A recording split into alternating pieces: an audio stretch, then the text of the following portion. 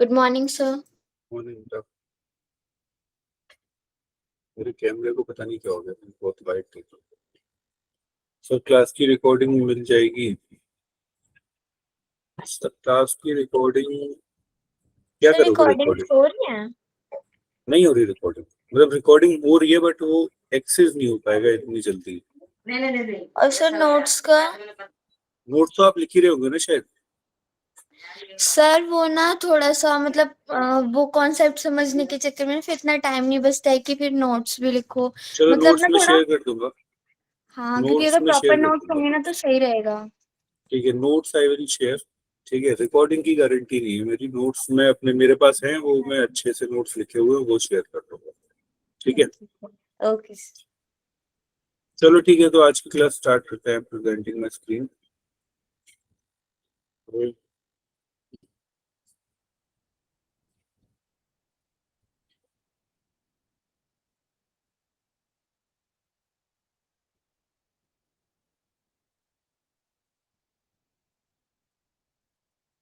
आप लोगों को स्क्रीन दिख रही होगी, है ना? मुझे लगता है, जहाँ तक है। मनीष भी आ गया। Okay, yes sir. तो कल लास्ट क्लास में हमने क्या देखा था? लास्ट क्लास में हम basically electric potential energy start किए थे, और उसमें हमने देखा था कि सिंगल पॉइंट चार्ज के लिए 0 होगी, 2 पॉइंट चार्जेस के लिए K q one q two by r होगी, 3 पॉइंट चार्जेस के लिए K q one q two by r 3 बार लेनी पड़ेगी, और एंड सो ऑन। ये हमने कई सारे क्वेश्चंस देखे थे। कोई डाउट है यहाँ तक? ये हमने देखा था electric potential energy in electric field, charges placed in electric field. ये हमने इंक्रीजिंग डिक्रीजिंग पोटेंशियल, और ये 2 पॉइंट चार्जेस। यहाँ तक किसी को कोई डाउट है तो बताओ। नहीं है तो फिर हम एक दो क्वेश्चन इसके। No sir, no doubt. Sir okay, आज हम एक दो क्वेश्चन फॉरवर्ड करेंगे आगे। तो एक एनर्जी कंजर्वेशन यानी एनर्जी के ऊपर ही है। तो एक क्वेश्चन सबसे पहले है कि लेट से एक कोई चार्ज है Q, M, है ना, और एक और चार्ज है Q, M, और इनके बीच में जो डिस्टेंस है, पहले इनिशियली जो डिस्टेंस है वो हमने मान ली R डिस्टेंस गिवन है ना। अब हमसे बोल रहा है ये दोनों रेस्ट पर थे, हमने मतलब होल्ड किया हुआ था, इसको भी होल्ड किया हुआ था और इसको भी होल्ड किया हुआ था। तो ये इनिशियल कंडीशन है, इनिशियल कंडीशन। फाइनल कंडीशन में क्या हुआ? हमने इसको रिलीज किया। फाइनली हमने दोनों को रिलीज किया, और हमने रिलीज करके क्या देखा कि ये दोनों दूर जाने लगे, है ना। Finally released and find and find velocity and find velocity when when distance between them when distance between them becomes 2r। Question का मतलब समझे कि सर इनिशियली हमने दो चार्जेस को होल्ड किया हुआ था और दोनों रेस्ट पर थे। हमने जैसे ही छोड़ा, रिलीज किया, तो ये दोनों एक दूसरे की रिपल्शन फोर्स की वजह से भागने लगेंगे। तो हमें पता है कि वेलोसिटी बतानी है। कब बतानी है? जब डिस्टेंस इनके बीच में कितनी हो जाए, 2r हो जाए। ट्राई करोगे? एक ऐसा ही क्वेश्चन हमने फर्स्ट डे किया था, जिसमें आपको याद होगा कि दो चार्जेस होल्ड करके रखे थे। फिर हमने पूछा था जब हमने रिलीज किया तो वेलोसिटी बताओ। इसमें और उसमें डिफरेंस है। इसमें हमें वेलोसिटी बतानी है, डिस्टेंस दे रखा है कि भाई जब डिस्टेंस 2r हो जाए तब बतानी है वेलोसिटी। उसमें क्या था कि सर जब हमने रिलीज किया तभी बतानी है ना। तो there is a difference in both the questions. उस क्वेश्चन में हमने डायरेक्टली क्या लगा दिया था? किसी को याद है डायरेक्टली हमने क्या लगा दिया था? उस क्वेश्चन में हमने डायरेक्टली, याद है किसी को? Conservation of momentum, conservation of linear momentum apply कर दिया था, है ना। इसमें हम कंजर्वेशन ऑफ, हाँ, मैकेनिकल एनर्जी कंजर्व करेंगे। हाँ, इसमें एनर्जी कंजर्व करेंगे, ये सही है।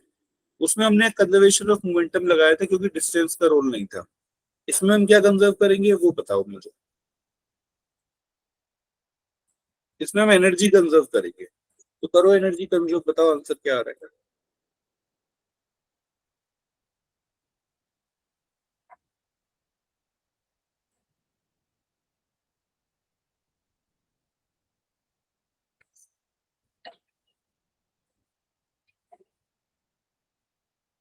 आज से आप लोगों का टाइम थोड़ा और जल्दी हो गया ना, 8 बजे का हो गया है, जिससे आप लोग थोड़ा जल्दी फ्री हो जाओ तो अपना रेस्ट ऑफ द टाइम पढ़ाई पे दे सको।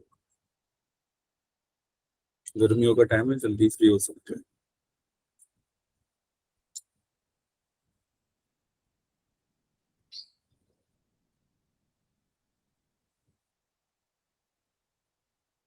सो चलो स्टार्ट करते हैं। एनर्जी कंजर्वेशन से होगा। तो kinetic energy initial plus potential energy initial will be equals to kinetic energy final plus potential energy final. मुझे नहीं लगता इसमें कोई प्रॉब्लम है। इनिशियल काइनेटिक एनर्जी कितनी होगी? दोनों को इनिशियली हमने होल्ड किया हुआ है, तो इनिशियल काइनेटिक एनर्जी क्या हो जाएगी? जीरो हो जाएगी। एक आंसर आ रहा है अंडर द रूट ऑफ के डिवाइडेड बाय एम आर। हाँ सही सही आ रहा है, कुछ कुछ इंटू क्यू सही आ रहा है। टू और आएगा शायद, आई थिंक। तो देखते हैं। इनिशियल काइनेटिक एनर्जी तो जीरो हो जाएगी। क्यों हो जाएगी? क्योंकि हमें पता है कि इनिशियली दोनों होल्ड किए हुए हैं। इनिशियल पोटेंशियल एनर्जी होगी, कितनी होगी इनिशियल पोटेंशियल एनर्जी? को बताएगा कितनी होगी? K q q divided by r. ये हो जाएगी इनिशियल पोटेंशियल एनर्जी। काइनेटिक तो जीरो हो गई इनिशियल। अब फाइनल काइनेटिक एनर्जी फाइनली तो होगी, कितनी होगी? सर ये होगी half into m into v square. But एक के पास होगी नहीं, दोनों के पास होगी, तो इंटू टू भी कर, है ना, इंटू टू भी करना पड़ेगा क्योंकि दोनों के पास होगी। क्लियर है? प्लस, हाँ, मनीष का आंसर आ रहा है 2q under the root of K by m r. Two 1/2 आएगा बेटा, टू नीचे आएगा। देखते चलो। फाइनल पोटेंशियल एनर्जी कितनी होगी? K Q into Q divided by, separation कितना हो जाएगा? 2r। तो ये कितनी हो जाएगी? 2 × r। हाँ कि ना? अब सॉल्व कर लेते हैं। तो यहां पर बचा K q square by r minus K q square by 2r। हम इसको उधर ले गए, ये 2 से 2 कैंसिल हो गया, तो ये बच गया एम वी स्क्वायर। अच्छा, ये इसमें से क्या बचेगा? ये बचेगा K q square by 2r will be equals to m v square. ये बचेगा, हाँ कि ना? अब इसको जरा सॉल्व करोगे तो v कितना आ जाएगा? v आ जाएगा अंडर द रूट ऑफ के स्क्वायर बाय 2mr। तो ये अंडर द रूट ऑफ क्या बचा? k by 2mr into of q। सही है? आगे क्वेश्चन समझ में? कोई डाउट नहीं है? ठीक है, तो इस तरीके से कुछ एनर्जी कंजर्वेशन के question potential energy kinetic energy से रिलेटेड बनते हैं। अभी मैं आपको एक क्वेश्चन और करा रहा हूँ, है ना? तो उसमें क्या करते हैं वो मैं समझाता हूँ। वो आ सकता है एग्जाम में, छोटा सा टॉपिक है उसका। ये इसमें इसको नोट कर लो, अगर कोई डाउट है तो बताओ। मुझे लगता नहीं है कि कोई डाउट होगा इस।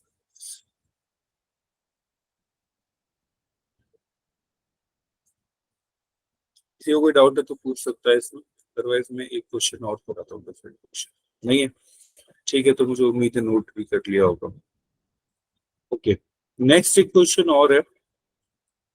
लेट्स से एक कोई भी चार्ज है क्यू, मान लेते हैं कि सर कोई Q1 चार्ज है और एक कोई Q2 चार्ज या फिर Q, M चार्ज बहुत दूर से आ रहा है ना?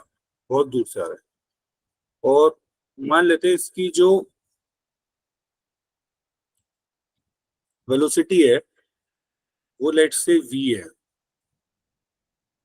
है ना? और हमसे पूछा है कि किस डिस्टेंस पर आके find the minimum distance, find the minimum distance at which q becomes stop। q becomes stop मतलब q किस डिस्टेंस पे आके रुक, ये हमसे पूछा है। कैसे निकलेगा बताओ?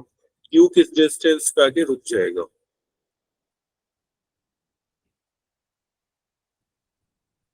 इसमें क्या कंसेप्ट लगेगा?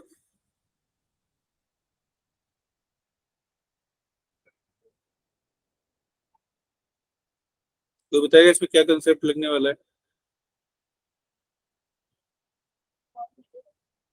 इसमें भी हमें एनर्जी ही यूज करनी है। कैसे करनी है? लेट से भी इसके पास क्या है, काइनेटिक एनर्जी है, सेम ही लगेगा, हाँ सेम ही लगेगा। तो अभी इसके पास काइनेटिक एनर्जी है और यहाँ पर अभी बहुत डिस्टेंस दूर है, तो पोटेंशियल एनर्जी कितनी है? जीरो है ना। जब ये जाता रहेगा जाता रहेगा जाता रहेगा, हमने मान लिया इस डिस्टेंस इस जगह पर पहुंच के ये रुक गया, तो रुक गया तो काइनेटिक कितनी हो गई यहाँ पर? जीरो हो गई। और यहाँ पर कुछ पोटेंशियल होगी, कितनी होगी पोटेंशियल? मान लेते हैं ये डिस्टेंस आर है, तो पोटेंशियल कुछ होगी। तो बेसिकली जो लॉस हुआ काइनेटिक का, यानी loss in kinetic energy will be equals to gain in potential energy. ये भी एनर्जी कंजर्वेशन ही होता है ना, इसको भी एनर्जी कंजर्वेशन बोलते हैं, है ना। Loss in kinetic energy is equals to gain in potential energy. पता है इस डिस्टेंस को हम क्या बोलते हैं? मैं आपको बता देता हूँ। ये पता है ऐसे नहीं पूछता, इस डिस्टेंस को नाम दिया जाता है distance of closest approach.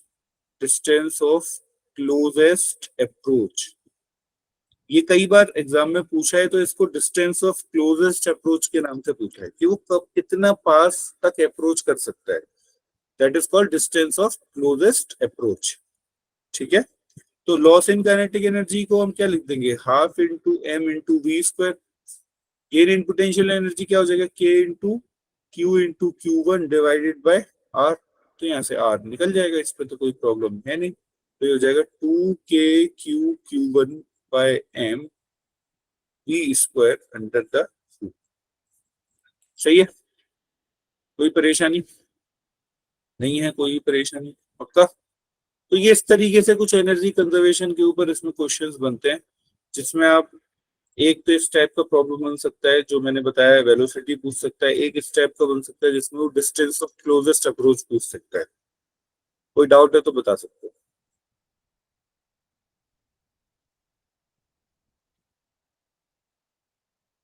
Clear? Note हो गया? चलो आगे चलते हैं।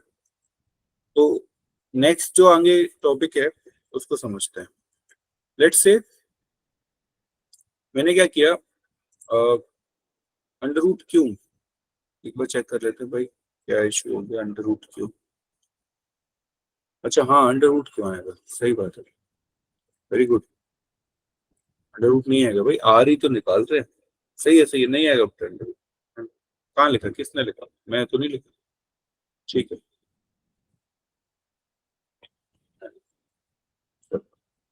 तो आगे चलते हैं। तो लेट्स से एक कोई हेमिस्फेयर लेते हैं, मान लेते हैं कोई हेमिस्फेयर है, ऐसे करके बनते हैं, है ना। कोई हेमिस्फेयर बनाते हैं, ये हेमिस्फेरिकल बॉल बनाते हैं, ठीक है? और पूरी लाइटिंग बना देता हूं। ठीक है, और एक चार्ज यहाँ पे मैंने रखा क्यू, और एक मेरे पास चार्ज, एक मेरे पास पॉइंट है ए, एक मेरे पास पॉइंट है बी, और एक मेरे पास पॉइंट है सी। और मैंने क्यू नॉट चार्ज को, मुझे क्या फाइंड करना है? क्वेश्चन मेरा क्या है? क्वेश्चन ये है कि find work done in moving, in moving Q naught, in moving Q naught from from A to B, from B to C. ये वर्क डन निकालना है मुझे। एक क्यू नॉट चार्ज को ए से बी लेके जाना है और बी से सी लेके जाना है, इसके लिए वर्क डन चाहिए। तो मैं वर्क डन फाइंड कर रहा हूँ, तो देखते हैं कैसे फाइंड होगा। लेट्स से क्या करना है, मुझे वर्क डन निकालना है। तो मुझे पता है पोटेंशियल क्या होता है, वर्क बाय चार्ज। अच्छा, इसको पोटेंशियल है, अब मुझे पोटेंशियल डिफरेंस लिखना है। तो मान लो पोटेंशियल ऑफ ए बी, तो वर्क डन लिखूंगा work done of B A by charge. अगर मुझे पोटेंशियल ऑफ बी ए लिखना है, तो वर्क डन ऑफ क्या लिखना पड़ेगा, ए बी बाय चार्ज। ये आपको पता होना चाहिए, वर्क डन और पोटेंशियल एक दूसरे के उल्टे चलते हैं, है ना। ए से बी का potential is equals to B से ए का वर्क डन।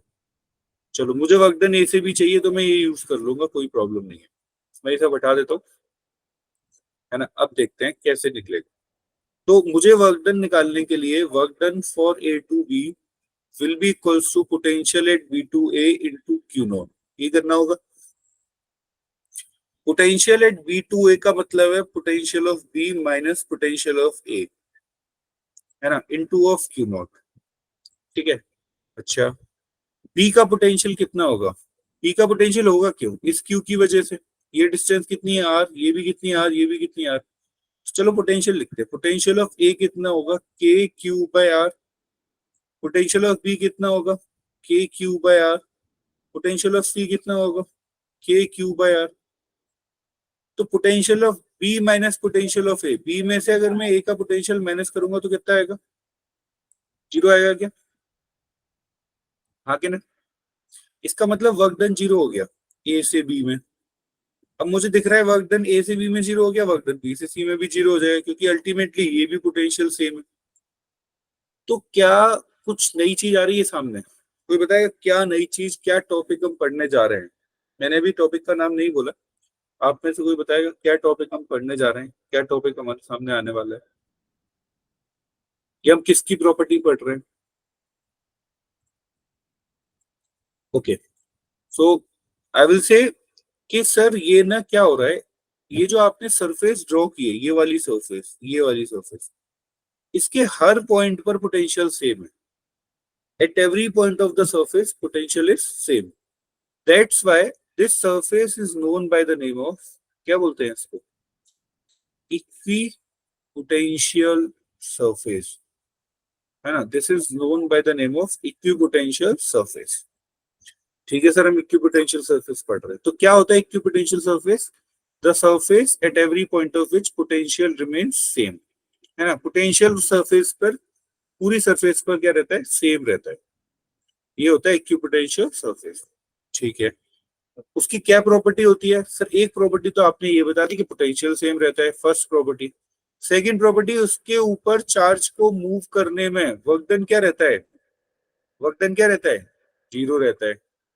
आके ना, तो दो प्रॉपर्टी हमें पता चल गई इक्विपोटेंशियल सरफेस की, कि सर एक तो पोटेंशियल सेम रहता है, दूसरा वर्क डन क्या रहता है? जीरो रहता है। Work done at every point of which for moving a charge on equipotential surface must be zero. Clear? दो प्रॉपर्टीज में किसी को डाउट है तो पूछ सकता है, नहीं तो मैं समझूंगा कि आपको आ गई दो प्रॉपर्टीज। ठीक है, नेक्स्ट चलते हैं थर्ड प्रॉपर्टी की तरफ। थर्ड प्रॉपर्टी क्या होती है आपको पता होगा वैसे तो, कि ये हमने इलेक्ट्रिक फील्ड लाइंस में भी देखा था कि थर्ड प्रॉपर्टी होती है कि सर ईएफएल, ईएफएल मतलब electric field lines and equipotential surface, EFL and equipotential surface क्या होता है इनके बीच में? आर एट कैसे एंगल पर होती है? आर एट 90 डिग्री, है ना, आर एट 90 डिग्री। ज्योति ने बोला, ईशी ने बोला, ठीक है। तो ईएफएल और इक्विपोटेंशियल सरफेस कितने एंगल पे होती है? 90 डिग्री पे अलाइन होती है एक दूसरे से। क्यों होती है उसका रीजन मैंने आपको बता दिया था, कि लेट से कोई भी कंडक्टर है तो इलेक्ट्रिक फील्ड अगर 90 डिग्री नहीं होगी पोटेंशियल के, तो वो चलने लगेगी चार्ज, वो याद होगा शायद आपको। तो ये तीन मेजर प्रॉपर्टी ईएफएल की होती हैं, इसके साथ, इक्विपोटेंशियल सरफेस के साथ। ठीक है, मैं आपको एक चीज और बता देता हूँ कि कुछ इलेक्ट्रिक इक्विपोटेंशियल सरफेसेस हमें ड्रॉ करनी होती है। तो वो कैसे ड्रॉ करनी होती है, क्या ड्रॉ करना होता है, मैं आई विल टेल यू। ठीक है, मैं एक काम करता हूँ, एक स्नैपशॉट ले लेता हूँ, एक इमेज से आपको दिखा देता हूँ सारी, है ना। आप आराम से ड्रॉ कर लेना और उससे वो काम आपका हो जाएगा। सो लेट्स से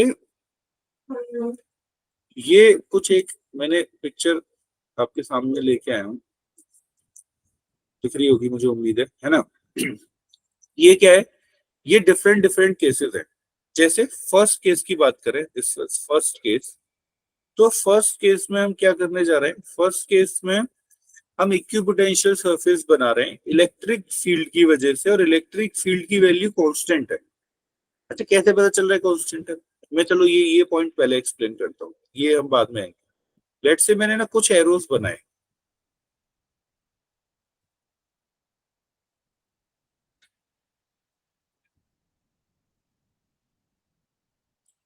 ये ड्राइंग पे मत जाना बट मैं बता देता हूँ फिर भी।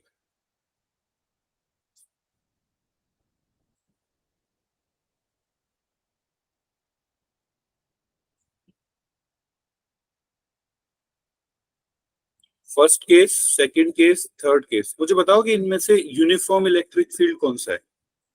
विच one is uniform electric field?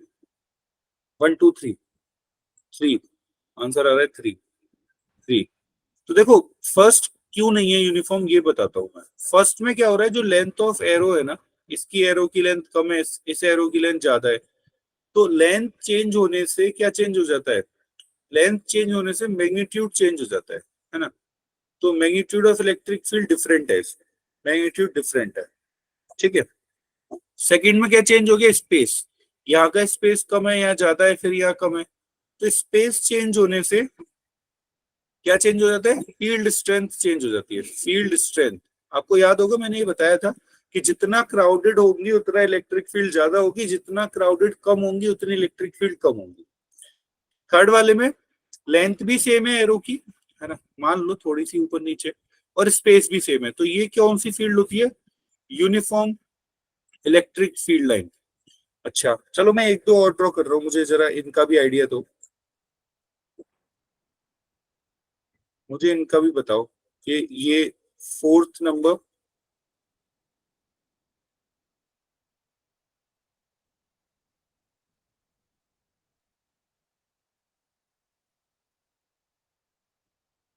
Fourth uniform है नॉन यूनिफॉर्म है?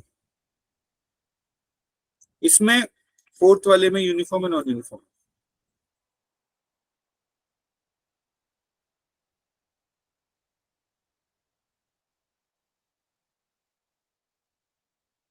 नॉन यूनिफॉर्म क्यों? फोर्थ नॉन यूनिफॉर्म क्यों है? क्योंकि फोर्थ वाले केस में एरो की लेंथ ही इक्वल नहीं है, इसकी लेंथ कम है, इसकी लेंथ ज्यादा है, तो ये भी नॉन यूनिफॉर्म हो गई। अच्छा चलो ठीक है। अच्छा फिफ्थ में ना मैंने बोल दिया है कि एरो की लेंथ सेम है, मान लो अगर ये एरो 10 सेंटीमीटर है तो ये भी 10 सेंटीमीटर है, और ये भी 10 सेंटीमीटर है। मैंने बोल दिया इनका स्पेस भी सेम है, मतलब ये स्पेस जितना है उतना ही ये वाला स्पेस है, ये हर जगह स्पेस सेम है। अब बताओ ये यूनिफॉर्म है नॉन यूनिफॉर्म? लेंथ भी सेम है, स्पेस भी सेम है, यूनिफॉर्म नॉन यूनिफॉर्म?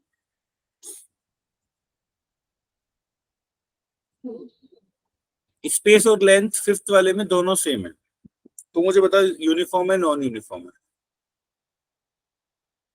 यूनिफॉर्म। क्या आगे क्वेश्चन मार्क लगा के भेजा है कि सर कह नहीं सकते हैं, आप इतने ध्यान से पूछ रहे हो तो नहीं कह सकते, वैसे तो यूनिफॉर्म लग रही है। सागर बोल रहे नॉन यूनिफॉर्म, क्यों नॉन यूनिफॉर्म क्यों है? लेंथ भी सेम है, डिस्टेंस भी सेम है, मतलब स्पेस भी सेम है, so why non uniform? Uniform. Nikhil का आंसर आ रहा है यूनिफॉर्म। मैं बताता हूँ, इसमें पता है क्या हो रहा है, लेंथ और स्पेसिंग तो सेम है बट नॉन यूनिफॉर्म, मनीष कह रहा है। बट इसमें क्या हो रहा है, अगर मान लो आप इस पॉइंट पे आओ तो इस पॉइंट पे टेंजेंट इधर है, इस पॉइंट पे आओगे तो टेंजेंट इधर है, इस पॉइंट पे आओगे तो टेंजेंट इधर है, तो इसमें क्या हो रहा है, at every point of line direction different है। इलेक्ट्रिक फील्ड की क्या डिफरेंट है? डायरेक्शन डिफरेंट है, तो ये भी क्या हो गई? नॉन यूनिफॉर्म हो गई, है ना? पक्का? भाई लेंथ और स्पेसिंग के साथ डायरेक्शन भी देखनी पड़ेगी, तो डायरेक्शन डिफरेंट है। अच्छा ये sixth one, uniform non uniform? Electric field due to point charge, uniform non uniform?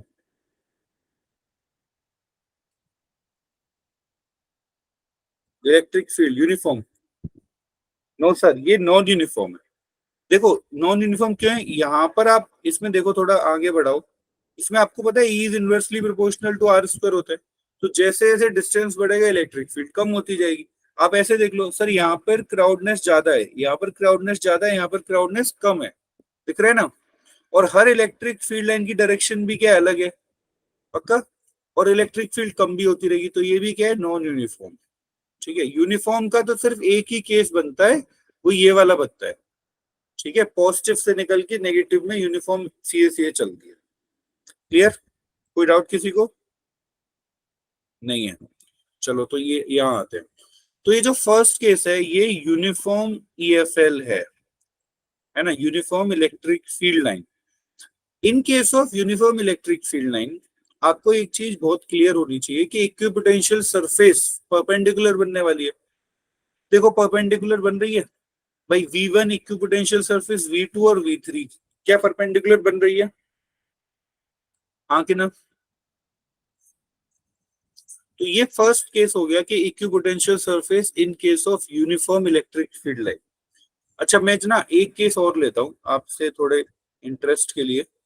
मुझे ये बताओ, अगर मान लो मैंने इलेक्ट्रिक फील्ड दे दी इस तरीके से और मैंने बोल दिया ये इलेक्ट्रिक फील्ड ना इंक्रीजिंग है। कैसी इलेक्ट्रिक फील्ड है? Increasing electric field. तो ये तो पता है कि भाई इक्विपोटेंशियल सरफेस जो बनेगी वो परपेंडिकुलर बनने वाली है ना? परपेंडिकुलर बनेगी। बट बट इसमें क्या कोई चेंज आएगा? ये तो बनेगी। भाई यहाँ भी ऐसी बनी है, एक दो तीन, मैंने यहाँ भी तीन बना दिया, ऐसा नहीं तीन ही बनेंगी, बहुत सारी बन सकती है। बट इसमें कुछ चेंज आएगा फर्स्ट केस से और इस वाले केस में कुछ चेंज आएगा? ये बताओ चेंज आएगा या नहीं आएगा, बस इतना बता दो।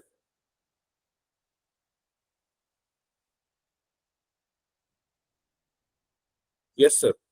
क्या चेंज आएगा मैं बताता हूँ। आप जानते हो ई इज इक्वल्स टू क्या होता है? Negative d V by d r, है ना? तो डीवी में चेंज आएगा। तो यहाँ पर पता है क्या है, यहाँ पर जो गैप है, आपको दिख रहा है गैप? ये यहाँ से यहाँ तक, यहाँ से यहाँ तक जो गैप है, मान लो ये अगर एक्स गैप है तो ये भी एक्स गैप है, यानी ये जो गैप है ये इक्वल है। यहाँ पे क्या होगा, इस वाले केस में क्या होगा, ये जो गैप है ना, ये मान लो x1 है और ये गैप मान लो x2 है, और पता है x2 कम होगा x1 से। ये बहुत इंपॉर्टेंट है। क्यों होगा? क्योंकि जिस डायरेक्शन में इलेक्ट्रिक फील्ड होती है उस डायरेक्शन में पोटेंशियल कम हो जाता है, तो ये गैप भी क्या हो जाएगा? कम हो जाएगा। हाँ कि ना? ठीक है, क्लियर। चलो अब देखते हैं ये equipotential surface due to point charge. अब पॉइंट चार्ज की बात करते हैं तो पॉइंट चार्ज तो पॉजिटिव है। अब पॉजिटिव से इस तरीके से इलेक्ट्रिक फील्ड लाइन निकलेगी। अब इसको कवर करने के लिए कैसी सरफेस बनेगी इक्विपोटेंशियल? अभी हमने बनाई थी पॉइंट चार्ज के केस में, तो हमने क्वेश्चन किया ही था। ये रहा। भाई अगर ये पॉइंट चार्ज है तो इस पॉइंट चार्ज को कवर करने के लिए ये पूरी सरफेस कैसी होगी? Equipotential, spherical surface. हाँ कि ना? तो पॉइंट चार्ज को कवर करने के लिए ये आपके पास स्फेरिकल इक्विपोटेंशियल सरफेस बनेगी। क्लियर है? Spherical equipotential surface. पक्का? कोई परेशानी? अच्छा इसमें भी पता है एक चीज होगी, ये जो गैप होगा ना ये धीरे धीरे कम होता जाएगा, बढ़ता जाएगा। भाई इलेक्ट्रिक फील्ड कम होती जा रही है तो गैप की वैल्यू बढ़ती जाएगी। ये गैप क्या होता जाएगा? बढ़ता जाएगा। ठीक है। अच्छा ये देखते हैं नेक्स्ट थर्ड वाला। ये एक नेगेटिव और एक पॉजिटिव, तो इसमें इक्विपोटेंशियल सरफेस क्या करेंगी? एक दूसरे को अट्रैक्ट करने की ट्राई करेंगी। तो ये क्या बन जाएगा? एक पॉजिटिव इस तरीके से, एक नेगेटिव इस तरीके से सर्कल्स बनेंगे इंडिविजुअल, और लास्ट में वो इस तरीके से क्लियर हो, मतलब बनती जाएगी बाहर की तरफ। मैं एक बार ये इमेज भेज दूंगा आपको, शेयर कर दूंगा। In case of similar charges क्या होगा? एक प्लस क्यू एक प्लस क्यू, दोनों की इक्विपोटेंशियल सरफेस मर्ज हो जाएंगी। लास्ट वाली जो सरफेस है वो मर्ज हो जाएगी। क्यों हो जाएगी? क्योंकि दोनों की इक्विपोटेंशियल सरफेसेस एक दूसरे के साथ मर्ज करने लग जाएंगी। ठीक है। इसका जो गैप होगा वो इस डायरेक्शन में बढ़ता रहेगा, बढ़ता रहेगा, इस डायरेक्शन में बढ़ता रहेगा, तो वो लास्ट वाली सरफेसेस मर्ज हो जाएंगी। ठीक है। आपको डायरेक्टली आइडेंटिफाई करने को आ सकती हैं या फिर गैप से रिलेटेड कुछ पूछ सकता है, बाकी बहुत डिटेल में तो नहीं पूछेगा। ठीक है, क्लियर। ओके। तो ये आपका छोटा सा टॉपिक था इक्विपोटेंशियल सरफेस, इक्विपोटेंशियल सरफेस की कुछ प्रॉपर्टीज जो मैंने बताई। ठीक है। तो हमारा ऑलमोस्ट पोटेंशियल खत्म हो गया है। ठीक है। मुझे लगता है कि सब कुछ हमने कवर कर लिया। इक्विपोटेंशियल सरफेस मतलब हमने यहीं से स्टार्ट किया था पोटेंशियल। तो पोटेंशियल में हमने क्या क्या कर लिया, मतलब बेसिकली पोटेंशियल यहीं से स्टार्ट किया था। पोटेंशियल में हमने नॉर्मल पोटेंशियल पढ़ लिया, पोटेंशियल ड्यू टू सारे फिगर्स पढ़ लिए। डाइपोल रह गया, वो अभी हम स्टार्ट करेंगे। और पोटेंशियल, इलेक्ट्रिक पोटेंशियल एनर्जी पढ़ ली, पोटेंशियल डिफरेंस पढ़ लिया, इलेक्ट्रिक फील्ड एंड पोटेंशियल के बीच में रिलेशन पढ़ लिया जो सबसे इंपॉर्टेंट है ना? सबसे इंपॉर्टेंट है इलेक्ट्रिक फील्ड और पोटेंशियल के बीच में रिलेशन। एक बार चेक कर लेते हैं। मैं आपको वो शीट शो कर देता हूँ जिसमें ये रिलेशंस और इन सब की बातें हमने, एक बार आपको याद हो पीवाईक्यू एनालिसिस दिखाया था, तो वो शीट में आपके साथ वापस से एक बार शेयर दिखा देता हूँ। अब तो स्क्रीन के ऊपर शो कर सकता हूँ मैं। ठीक है, जस्ट गिव मी 1 मिनट, मैं आपके साथ वो एक बार शीट पूरा शो कर देता हूँ, तो आपको समझ में आएगा कि हम क्या करने वाले हैं। Just 1 minute.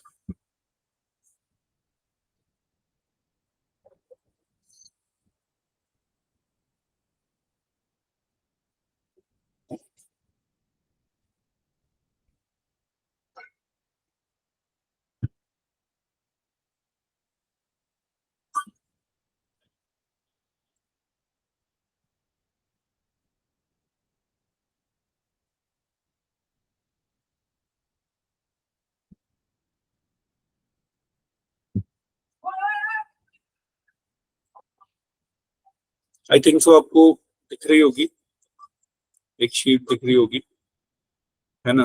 तो इसमें अगर मैं टॉपिक वाइज पीवाईक्यू एनालिसिस पे जाता हूँ, तो हम चलते हैं पोटेंशियल के पास चलते हैं, है ना, वही हम पढ़ रहे हैं।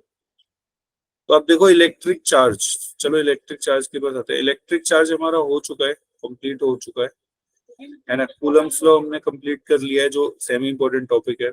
Electric field highly important topic complete कर चुके हैं। इलेक्ट्रिक पोटेंशियल सेमी इंपॉर्टेंट हमने कवर कर लिया। इलेक्ट्रिक पोटेंशियल डिफरेंस कवर कर लिया। इलेक्ट्रिक पोटेंशियल एनर्जी 5 क्वेश्चन आए, ये भी कवर हो गए। Relation in E and V 3 question आए, ये भी इंपॉर्टेंट है, ठीक है। इलेक्ट्रिक डाइपोल ये भी हम स्टार्ट करेंगे आज की क्लास में, इसके 8 क्वेश्चन आए। Electric lines and electric flux एक क्वेश्चन है, इसको कर चुके हैं। गॉस लॉ कंप्लीट हो चुका है, ठीक है। 13 क्वेश्चन आए हैं इसके अभी तक। कंडक्टर एंड इट्स प्रॉपर्टी में एक सेशन लूंगा, उसके एक से एक। आई नो कि इसमें नॉट इम्पोर्टेंट लिख रहा है, ये बेसिकली एडवांस लेवल पे थोड़ा इम्पोर्टेंट है, तो मैं इसकी भी एक क्लास लूंगा। ये या तो डाइपोल के बाद लेंगे, या फिर कैपेसिटेंस से पहले या कैपेसिटेंस के बाद लेंगे, ठीक है। हो सकता है मंडे को हम इलेक्ट्रिक करंट स्टार्ट कर देंगे। तो मंडे तक क्या करने वाले हैं, मंडे तक हम डाइपोल फिनिश करेंगे, और अगर हमारे पास मंडे तक टाइम बचा तो हम कंडक्टर एंड इट्स प्रॉपर्टीज करेंगे, ठीक है। तो चलो फिर let's start with the dipole. तो हम लोग डाइपोल स्टार्ट करते हैं, ठीक है।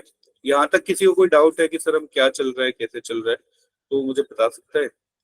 Otherwise we are starting dipole, ठीक है। चलते हैं भाई डाइपोल की तरफ।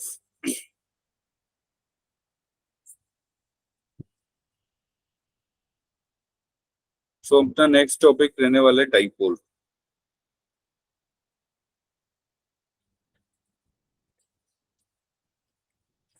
ओके, तो डाइपोल जैसे नाम से ही पता चल रहा है, डाइपोल। तो नाम से क्या पता चल रहा है कि सर डाई का मतलब क्या होता है, दो, है ना, टू। तो जिसके दो पोल हो, है ना, पोल का मतलब होता है कॉर्नर्स, जैसे अर्थ के दो पोल है, नॉर्थ पोल साउथ पोल। तो डाइपोल का मतलब भी दो पोल वाली कोई चीज। अब ये दो पोल यहाँ पे किसके होंगे, अर्थ के तो है नहीं। So basically there are two poles, one is positive charge and one is negative charge. There are two charges, let's say plus q और माइनस क्यू। ये दो चार्जेस जब स्मॉल डिस्टेंस, कितने डिस्टेंस, स्मॉल डिस्टेंस। अब ये ना small distance का बार बार चक्कर पड़ेगा, तो मैं आपको एक स्मॉल डिस्टेंस की कहानी बताता हूँ।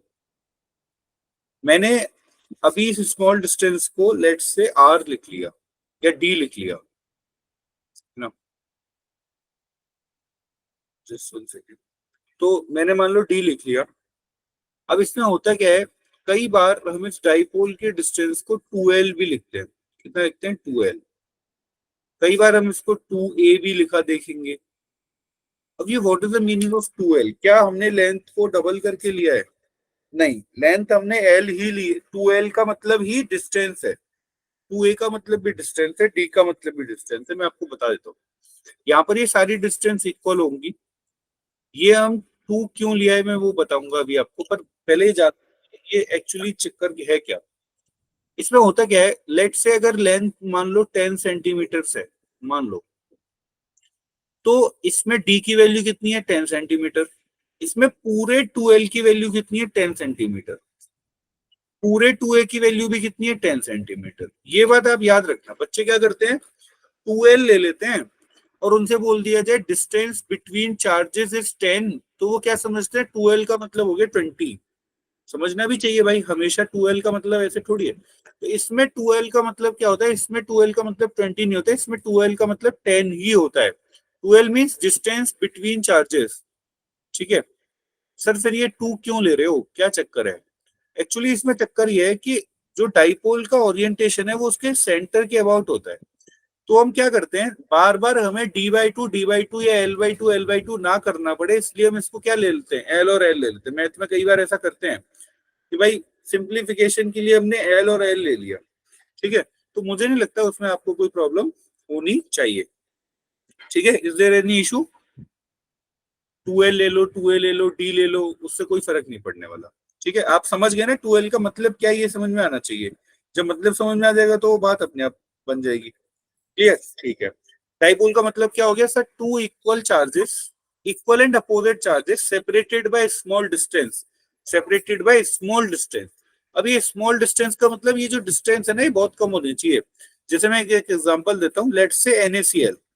तो Na पे क्या है पॉजिटिव, Cl पे क्या नेगेटिव, और इसके बीच में Na पॉजिटिव और Cl नेगेटिव के बीच में आयनिक बॉन्ड होगा, और उस बॉन्ड की डिस्टेंस जो बॉन्ड लेंथ होगी वो तो पक्का बहुत कम होने वाली है। तो ये एक डाइपोल है, ठीक है, ये एक डाइपोल है।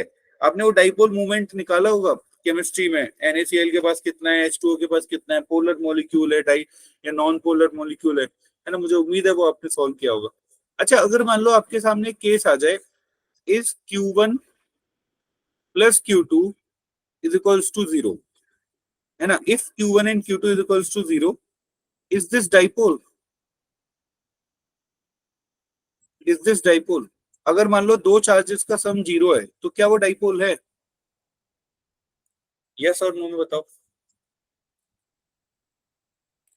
अगर दो चार्जेस का सम जीरो है तो क्या वो डाइपोल रिप्रेजेंट करता है?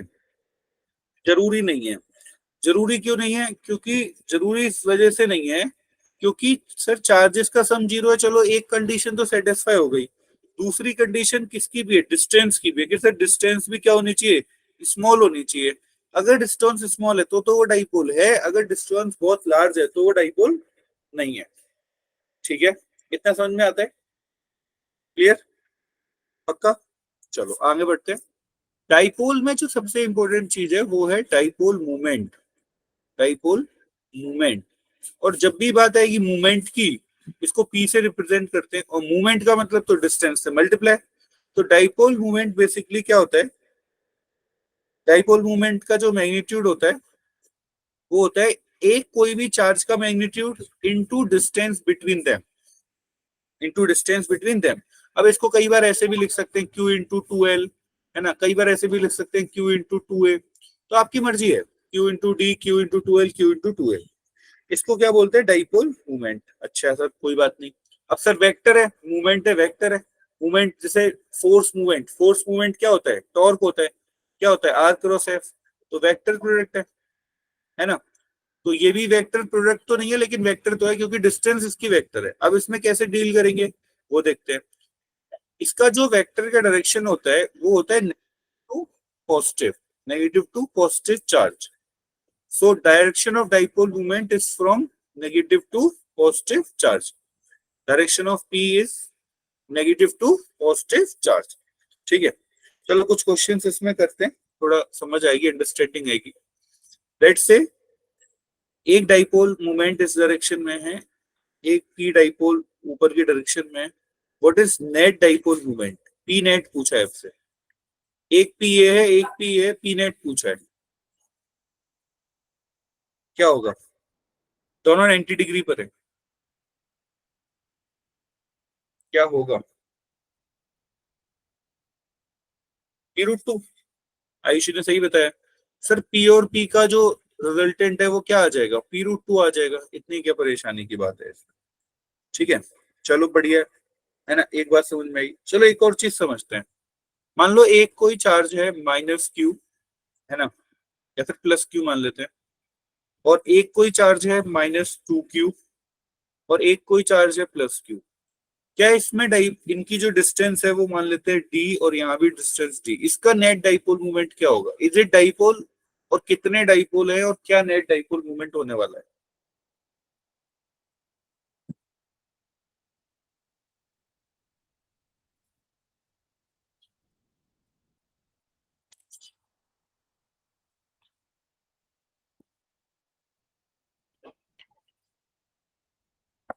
बताओ भाई। इसमें कितने डाइपोल हैं और इसका क्या डाइपोल मोमेंट रहने वाला है? क्या इसमें डाइपोल दिख रहा है आपको? इक्वल एंड अपोजिट चार्जेस दिख रहे हैं? पहले तो ये बताओ। जीरो। सर डाइपोल दिख ही नहीं रहा हमें तो। इक्वल एंड अपोजिट चार्जेस नहीं है। क्या कहते हैं भाई मनीष? मनीष कहाँ है? मनीष है? आज बब्बर शेड नहीं आया है। यस सर, है डाइपोल इसमें, डाइपोल है? लेकिन नेट जीरो कैसे है सर? अरे सर। वो q net minus zero to है? क्यू को तोड़ लेंगे, हाँ मुझे कह माइनस रहा है क्यू और sir plus minus Q. Minus two Q को ब्रेक कर लेंगे। तो सर ब्रेक कैसे कर लेंगे? प्लस क्यू तो है ही है। एक बार लिख लिया माइनस क्यू, फिर एक बार लिख लिया माइनस क्यू, फिर प्लस क्यू। तो ये तो दो डाइपोल बन गए, नेगेटिव टू पॉजिटिव एक dipole movement P, negative to positive एक डाइपोल मूवमेंट पी। तो नेट क्या आ जाएगा? अगेन पी रूट टू आ जाएगा। हाँ कि ना? पक्का? कोई परेशानी? कोई भी परेशानी की बात नहीं है? चलो सर एक क्वेश्चन और करते हैं। मान लो, क्या मान लो, मानना तो कुछ पड़ेगा कि मान लो ये माइनस टू क्यू चार्ज है ए डिस्टेंस पर, है ना? ये भी माइनस टू क्यू चार्ज है ए डिस्टेंस पर। ये 0,0 है, मैंने मान लिया है। ये ऊपर दिया हुआ है प्लस क्यू चार्ज और उसका डिस्टेंस दिया हुआ है ए, और नीचे दिया हुआ है प्लस टू क्यू चार्ज, इसका डिस्टेंस दिया है ए। और आपको फाइंड करना है डाइपोल मोमेंट नेट। अब आएंगे मजे। चलो मैं 2 मिनट वेट कर रहा हूँ, मुझे इसका सोल्यूशन निकाल के दो। कितने डाइपोल हैं, कितना डाइपोल मूवमेंट आएगा? बताओ, करो सॉल्व।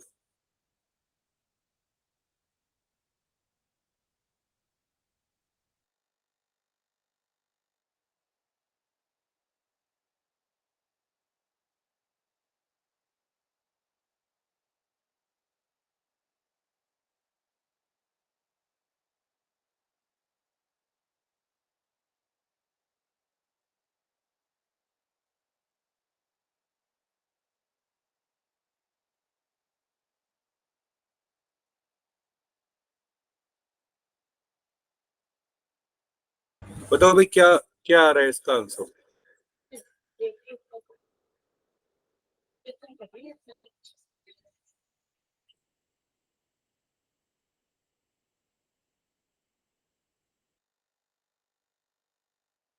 क्या ये डाइपोल है? सर इसका नेट तो जीरो नहीं होगा, जीरो ही होगा। नेट करके देख लो, नेट जीरो हो रहा है नहीं हो रहा?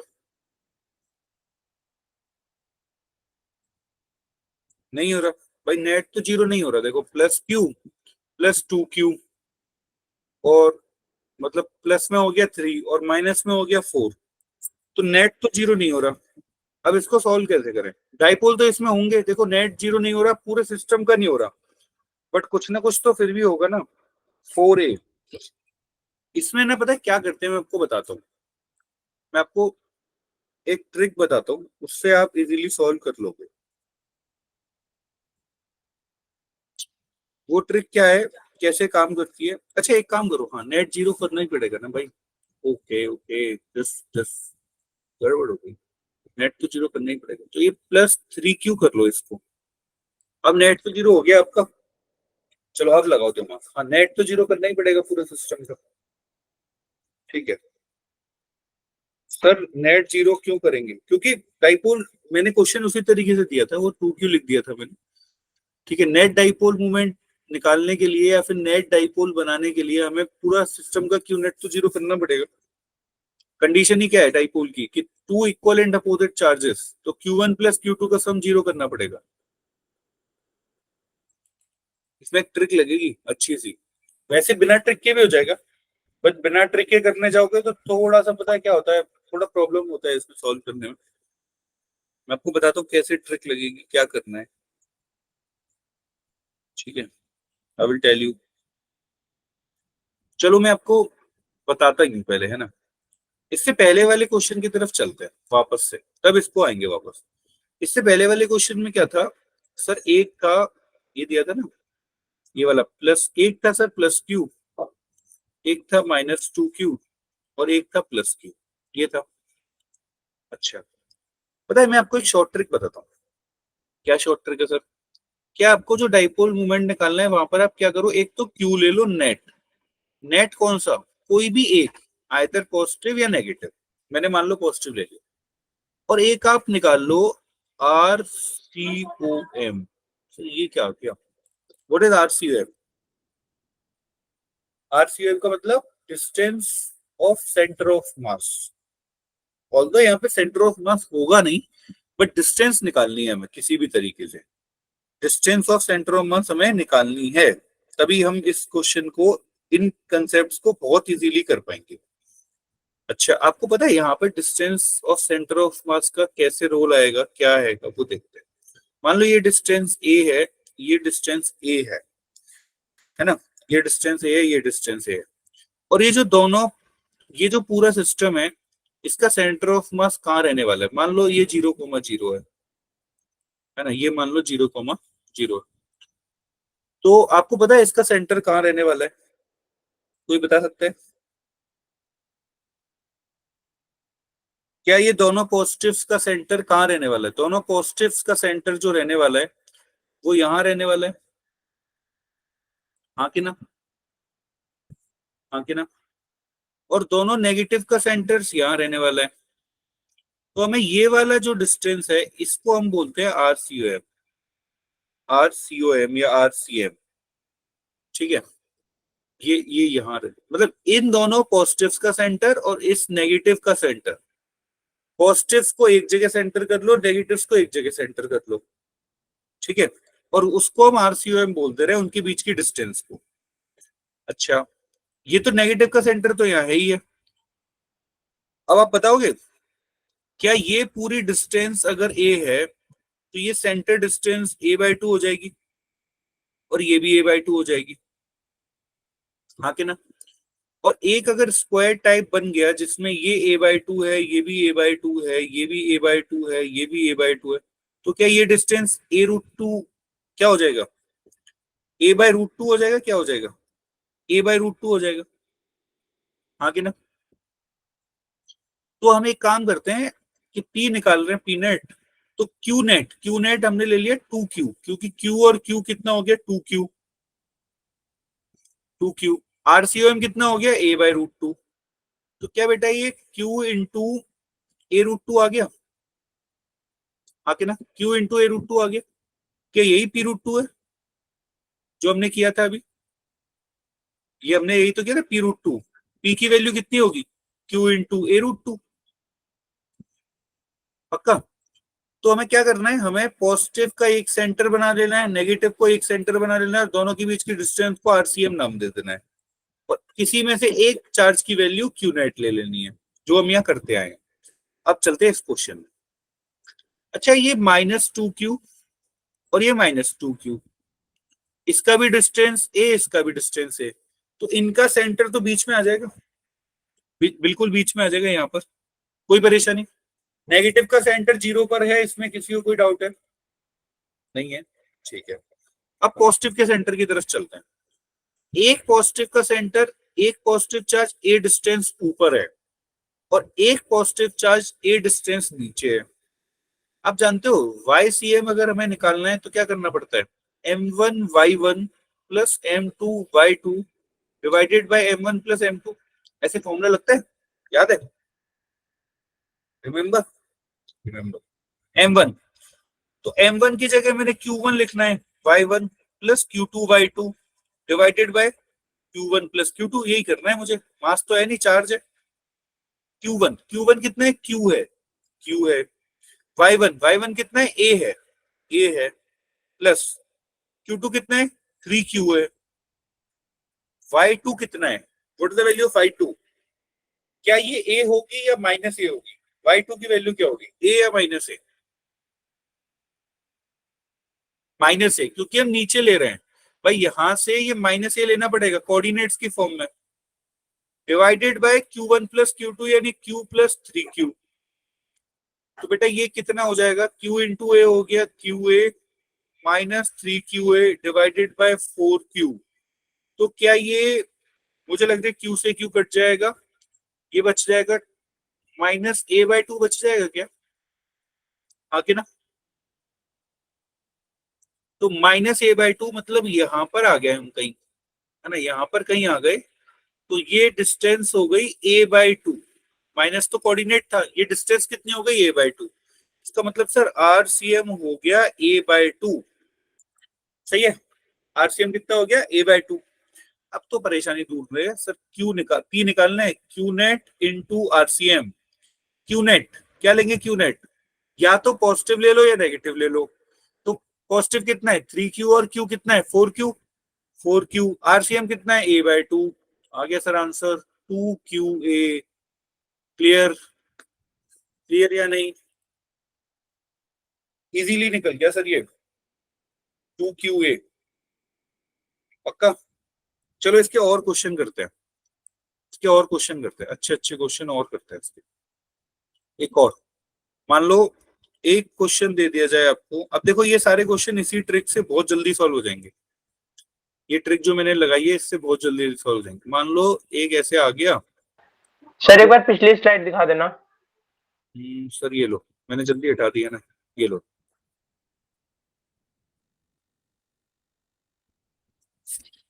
कर लो नोट कर लो।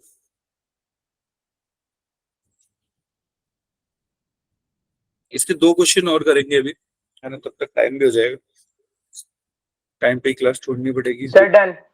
Done, okay sir. अब इस पे चलते हैं। तो इसमें मान लो मैंने क्या किया, एक साइड मैंने पूरा नेगेटिव दे दिया,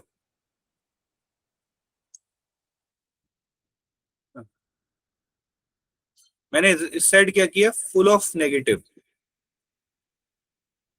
इस साइड मैंने फुल ऑफ पॉजिटिव,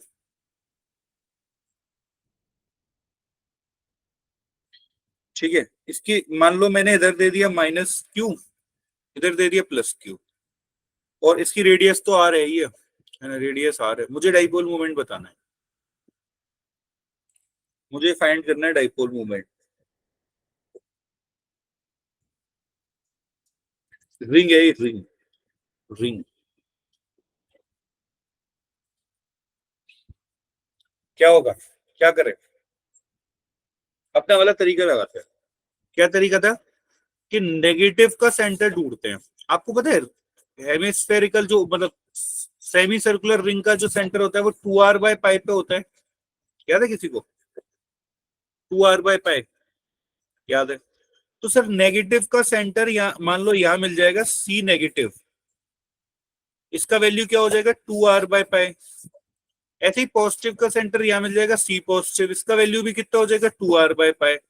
काम खत्म हो गया, क्या चाहिए, dipole movement, Q, Q net into RCM। RCM क्या होता है, पॉजिटिव नेगेटिव के बीच की डिस्टेंस, ये होती है ना RCM, आके ना।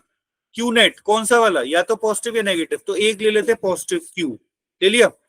RCM कितना हो जाएगा 2r/π, 2r/π कितना हो गया 4r/π, आंसर आ गया, आंसर आ गया। अब डायरेक्शन और निकालनी है, डायरेक्शन, डायरेक्शन क्या होती है डाइपोल मूवमेंट की, नेगेटिव से पॉजिटिव, क्या होती है नेगेटिव, तो किधर होगी लेफ्टवर्ड, ये तो सॉरी राइटवर्ड, राइट डायरेक्शन में होगा नेगेटिव टू पॉजिटिव, आके ना।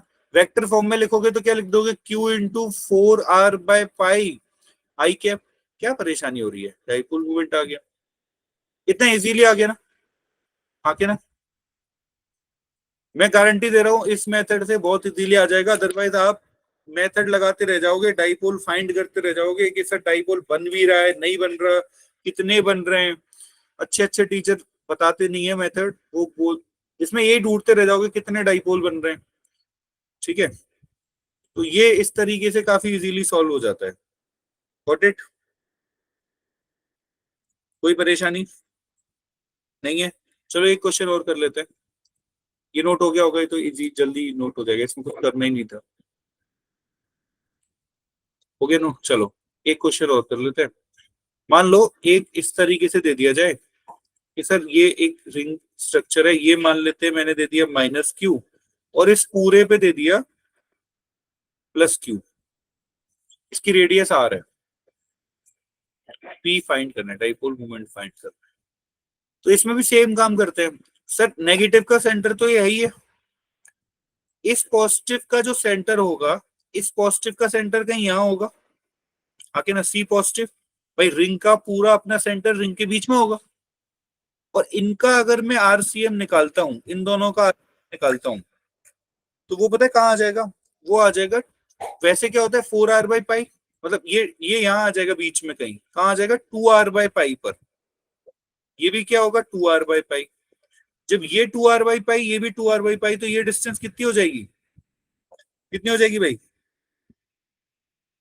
ये 2r/पाई, ये 2r/पाई, और ये भी 2r/पाई, तो ये कितनी हो जाएगी 2r/पाई√2, आके ना क्या आरसीएम हो जाएगा 2r/पाई√2, √2 टाइम्स हो जाएगा।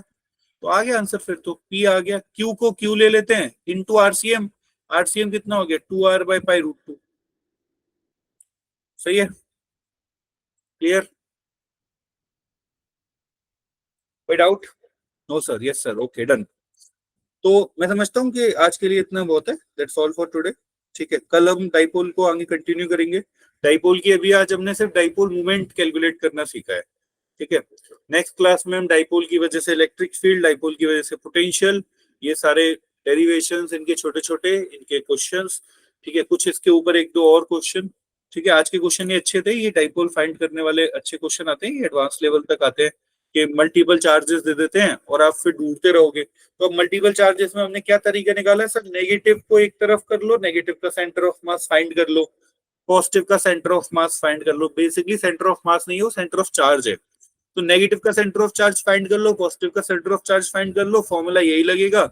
और उनके बीच में आप क्या निकाल दो, डिस्टेंस निकाल दो, और उस डिस्टेंस को क्या नाम दे दो, आरसीएम। और फिर क्या निकालना है, पी निकालना है, Q net into RCM. Q net का मतलब, क्यू नेट कौन सा है ये, या तो पॉजिटिव या नेगेटिव, है ना, नेट का मतलब जीरो मत कर देना। ठीक है, सेम इसमें किया, सेम इसमें किया, सेम इसमें किया। ठीक है, कोई डाउट?